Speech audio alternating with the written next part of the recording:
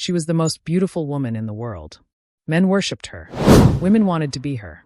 At 21, she changed cinema forever with a single film that shocked the planet.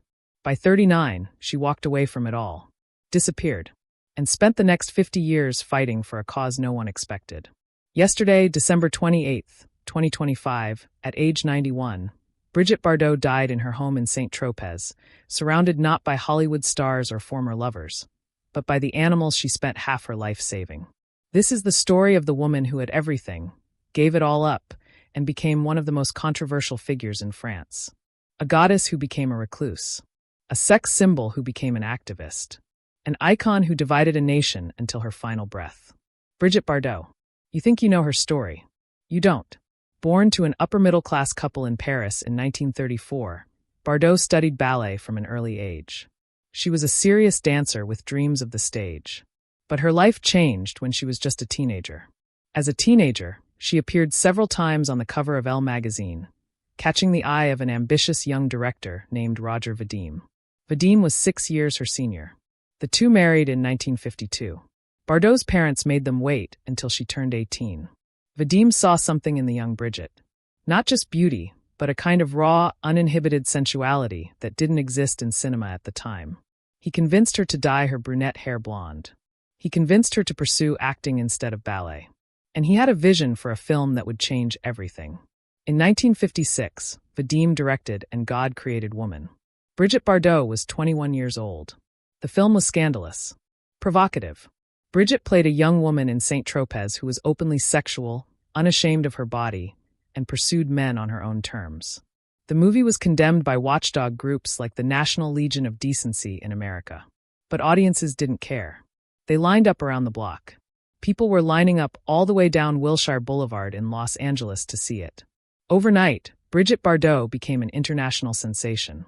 French President Charles de Gaulle declared that Bardot was a French export as important as Renault cars. French feminist philosopher Simone de Beauvoir called her the most liberated woman in post-war France and wrote, "In the game of love, she is as much a hunter as she is a prey. The male is an object to her, just as she is to him. And that is precisely what wounds masculine pride." Brigitte Bardot wasn't just beautiful. She represented something revolutionary, a woman who owned her sexuality without apology. Between 1956 and 1973, Bardot acted in 47 films and recorded more than 60 songs. She worked with legendary directors like Jean-Luc Godard, Louis Malle, and Henri-Georges Clouzot. In Godard's 1963 film Contempt, she gave one of her finest performances. The film explored and commented on her own reputation as a sex object. It was intelligent, artistic, and proved Bardot could act, not just pose. But despite critical acclaim, Bardot was frustrated. She once told the BBC, "I have not had very much chance to act. Mostly I have had to undress." Bardot did not think much of her own acting. "I started out as a lousy actress and have remained one," she reportedly said. The truth was more complex. Bardot was trapped by her image. Directors wanted the sex kitten, not the serious actress. Critics dismissed her talent because of her beauty. And the constant attention, the paparazzi, the scrutiny of her private life, it was destroying her. Bardot was hounded by the paparazzi, suffered from depression, and attempted suicide. On September 27, 1983, the eve of her 49th birthday, Bardot took an overdose of sleeping pills with red wine, then wandered out to the beach, where she was later pulled from the surf. Her personal life was turbulent. She married 4 times. She had affairs with some of the most famous men in the world. Every relationship was front-page news. Every breakup was public humiliation. By the early 1970s, Brigitte Bardot had had enough. In 1973, aged 39, she retired from acting at the height of her fame. Just walked away. No goodbye tour. No final film. She simply stopped. "I gave my beauty and my youth to men," she said at a 1987 auction of her memorabilia. "And now I am giving my wisdom and experience, the best of me, to animals." In 1986, she founded the Brigitte Bardot Foundation for Animal Welfare. She campaigned against seal hunting in Canada, animal testing, fur farming, and horse meat consumption. She used her celebrity, her money, and her fame to fight for creatures who had no voice. She was awarded the Legion of Honor in 1985 for her animal welfare work. She accepted it, but on her own terms.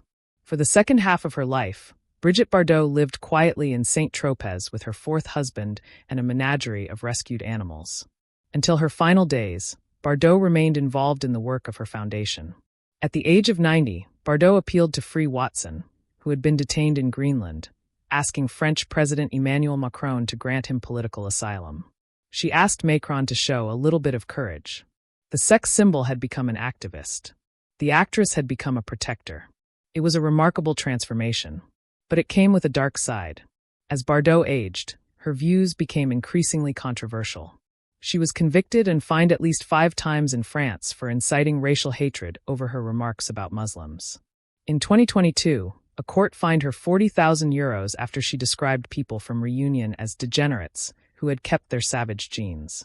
It marked the 6th time authorities had sanctioned her for racist and hate speech. Her 1992 marriage to Bernard Diormale, an associate of far-right politician Jean-Marie Le Pen, cemented the idea that she was out of touch with a modern and diverse France. She criticized immigration. She made inflammatory statements about Islam. She aligned herself with France's far-right National Rally Party. When the Me Too movement emerged, Bardot dismissed many accusers. Many actresses flirt with producers to get a role. Then when they tell the story afterwards, they say they have been harassed, she said. The French public's perception of her changed as she grew older, with many regarding her as an eccentric, intolerant crank. The woman who once symbolized freedom and liberation for women now seemed to represent intolerance and backward thinking. It was a tragic irony.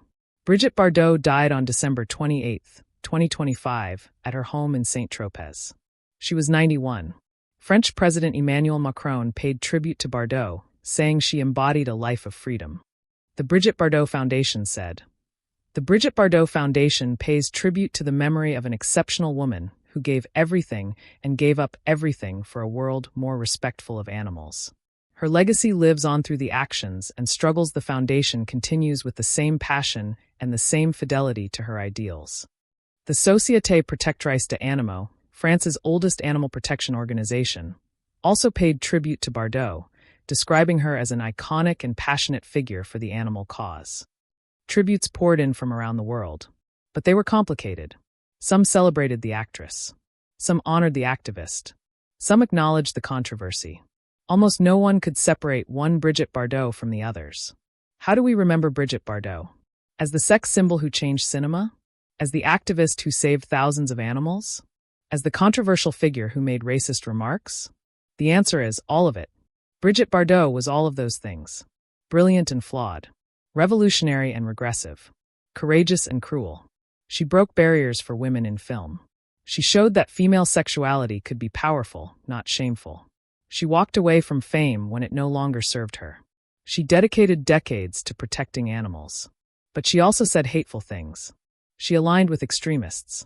She disappointed the people who once saw her as a symbol of progress.